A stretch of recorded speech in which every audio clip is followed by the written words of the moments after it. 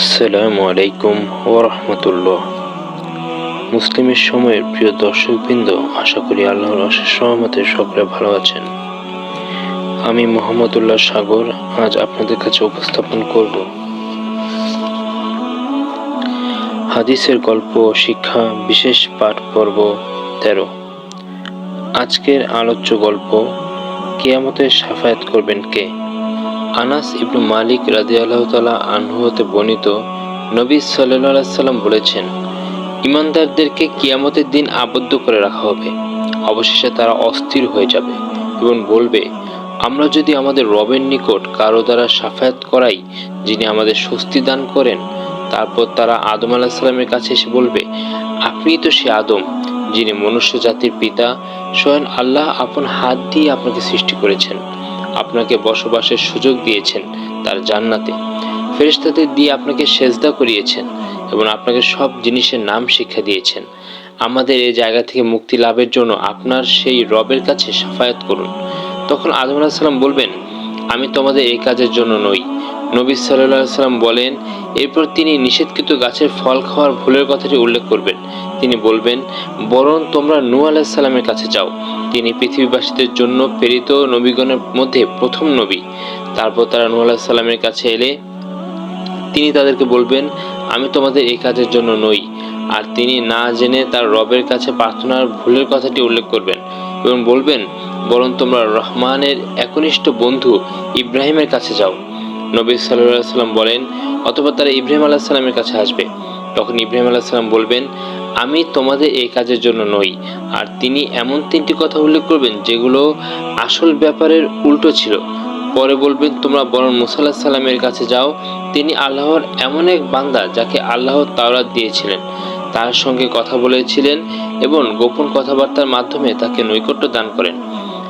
রাসূলুল্লাহ সাল্লাল্লাহু আলাইহি সাল্লাম বলেন, সবাই তখন মুসা আলাইহিস সালামের কাছে আসবে।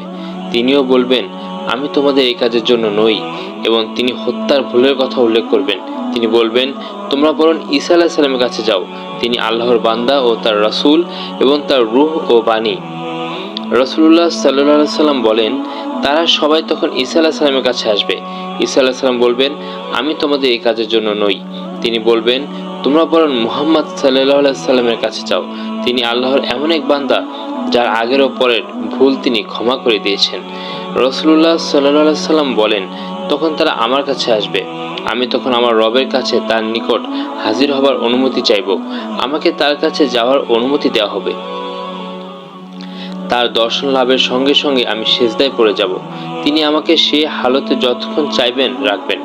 অতঃপর আল্লাহ বলবেন, মুহাম্মদ, মাথা উঠান, বলুন, আপনার কথা শোনা হবে, শাফায়াত করুন, কবুল করা হবে, চান, আপনাকে দেয়া হবে।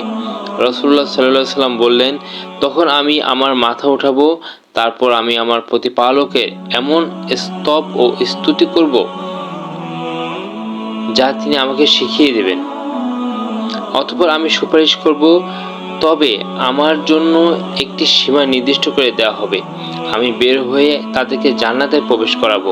বর্ণনাকারী কাতাদা রহমতুল্লাহ আলাইহি বলেন, আমি আনাস রাদিয়াল্লাহু তাআলা আনহুকে এই কথাও বলতে শুনেছি যে, আমি বের হব এবং তাদেরকে জাহান্নাম থেকে বের করব এবং জান্নাতে প্রবেশ করাবো। তারপর আমি ফিরে এসে আমার প্রতিপালকের নিকট হাজির হওয়ার অনুমতি চাইব। আমাকে অনুমতি দেওয়া হবে। আমি তাকে দেখার পর সেজদায় পড়ে যাব। আল্লাহ যতক্ষণ চাইবেন আমাকে সে হালতে রাখবেন। তারপর বলবেন, মুহাম্মদ, মাথা উঠান, বলুন, শোনা হবে, শাফায়াত করুন, কবুল করা হবে, চান, দেয়া হবে। রাসূলুল্লাহ সাল্লাল্লাহু আলাইহি সাল্লাম বলেন, তারপর আমি আমার মাথা উঠাবো, আমার রবের এমন স্তব ও স্তুতি করব যা তিনি আমাকে শিখিয়ে দেবেন। রাসূলুল্লাহ সাল্লাল্লাহু আলাইহি সাল্লাম বলেন, এরপর আমি শাফায়াত করব। আমার জন্য একটি সীমা নির্দিষ্ট করা হবে। আমি বের হয়ে তাদেরকে জান্নাতে প্রবেশ করাবো। বর্ণনাকারী কাতাদা রহমতুল্লাহ আলাইহি বলেন, আমি আনাস রাদিয়াল্লাহু তাআলা আনহুকে বলতে শুনেছি, নবী সাল্লাল্লাহু আলাইহি সাল্লাম বলেছেন, তখন আমি বের হব এবং তাদেরকে জাহান্নাম থেকে বের করব এবং জান্নাতে প্রবেশ করব। তারপর তৃতীয়বারের মতো ফিরে আসব এবং আমার রবের নিকট প্রবেশ করার অনুমতি চাইব। আমাকে অনুমতি দেওয়া হবে। আমি তাকে দেখার পর সেজদায় পড়ে যাব। আল্লাহ আমাকে সে হালতে রাখবেন যতক্ষণ চাইবেন। অতঃপর আল্লাহ বলবেন, মুহাম্মদ, মাথা উঠান এবং বলুন, শোনা হবে, সুপারিশ করুন, কবুল করা হবে, চান, দেয়া হবে। রাসূলুল্লাহ সাল্লাল্লাহু আলাইহি সাল্লাম বলেন, আমি মাথা উঠিয়ে আমার রবের এমন স্তব ও স্তুতি করব যা তিনি আমাকে শিখিয়ে দেবেন। রাসূলুল্লাহ সাল্লাল্লাহু আলাইহি সাল্লাম বলেন, এরপর আমি শাফায়াত করব, আমার জন্য একটি সীমা নির্দিষ্ট করা হবে। তারপর আমি বের হয়ে তাদেরকে জান্নাতে প্রবেশ করাবো। বর্ণনাকারী কাতাদা রাহমাতুল্লাহ আলাইহি বলেন, আমি আনাস রাদিয়াল্লাহু তাআলা আনহুকে বলতে শুনেছি, নবী সাল্লাল্লাহু আলাইহি সাল্লাম বলেছেন, আমি সেখান থেকে বের হয়ে তাদেরকে জাহান্নাম থেকে বের করে জান্নাতে প্রবেশ করাবো। অবশেষে জাহান্নামে বাকি থাকবে কেবল তারা, কুরআন যাদেরকে আটকে রেখেছে, অর্থাৎ যাদের উপর জাহান্নামের চিরবাস ওয়াজিব হয়ে পড়েছে। আনাস রাদিয়াল্লাহু তাআলা আনহু বলেন, তিনি কুরআনের এই আয়াত তিলাওয়াত করলেন, শীঘ্রই তোমার প্রতিপালক তোমাকে প্রশংসিত স্থানে উন্নীত করবেন। সূরা ইসরা আয়াত ৭৯। এবং তিনি বললেন, এটিই হচ্ছে তোমাদের নবী সাল্লাল্লাহু আলাইহি সাল্লামের জন্য প্রতিষ্ঠিত মাকামে মাহমুদ। আজকের এই হাদিসটির রেফারেন্স হলো সূরা ইসরা আয়াত ৭৯, সহিহ বুখারী হাদিস ৭৪৪০। আলহামদুলিল্লাহ। আজকের হাদিস, কিয়ামতে শাফায়াত করবেন কে?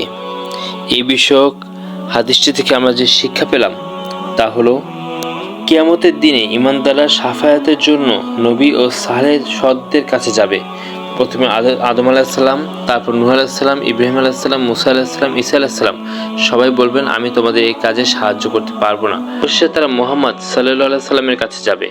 আল্লাহ তাদের নবীর মাধ্যমে শাফায়াতের অনুমতি দেবেন। নবী সাল্লাল্লাহু আলাইহি সাল্লাম 3 বার শাফায়াত করবেন এবং মানুষকে জান্নাতে প্রবেশ করাবেন। অবশেষে জাহান্নামে থাকবে কেবল চিরস্থায়ী দণ্ডপ্রাপ্ত মানুষ। এই হাদিসে নবী সাল্লাল্লাহু আলাইহি সাল্লামের মাকামে মাহমুদ প্রশস্ত অবস্থানের প্রতিশ্রুতি উল্লেখ রয়েছে। সূরা ইসরা আয়াত ৭৯। শাফায়াত হলো নবী সাল্লাল্লাহু আলাইহি সাল্লামের মাধ্যমে আল্লাহর অনুমতিতে মানুষকে মুক্ত করার ক্ষমতা। আল্লাহর কাছ থেকে অনুমতি ছাড়া কেউই শাফায়াত করতে পারবে না। প্রতিটি নবী আল্লাহর বান্দা হিসেবে আল্লাহর নির্দেশ অনুসরণ করেছেন। নবীরা মানুষকে মুক্ত করতে সক্ষম হলেও শুধুমাত্র আল্লাহর অনুমতি থাকলে তা সম্ভব।